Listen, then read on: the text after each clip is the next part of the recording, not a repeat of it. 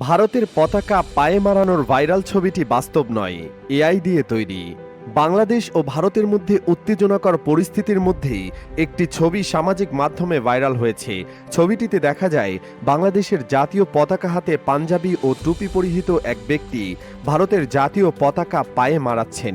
এই ছবিটি সামাজিক মাধ্যমে শেয়ার হওয়ার পর ব্যাপক উত্তেজনা সৃষ্টি হয়। তবে রিউমার স্ক্যানার টিমের অনুসন্ধানে জানা যায় ভারতের জাতীয় পতাকা পায়ে মারানোর ভাইরাল ছবিটি বাস্তব নয়, বরং কৃত্রিম বুদ্ধিমত্তা বা এআই প্রযুক্তির সাহায্যে তৈরি করা হয়েছে। সাম্প্রতিক সময়ে ভারতের অনেক সংবাদ মাধ্যম ও সে দেশের সামাজিক যোগাযোগ মাধ্যমে ব্যবহারকারীদের অনেকে বাংলাদেশের ঘটনাবলী নিয়ে নানা ভুয়া তথ্য, অপতথ্য ও গুজব ছড়াচ্ছেন। এর মধ্যেই সামাজিক মাধ্যমে এআই দিয়ে তৈরি ছবি দেখা গেল। ছড়িয়ে পড়া ছবিটি নিয়ে রিউমার স্ক্যানার বুধবার একটি প্রতিবেদন প্রকাশ করেছে।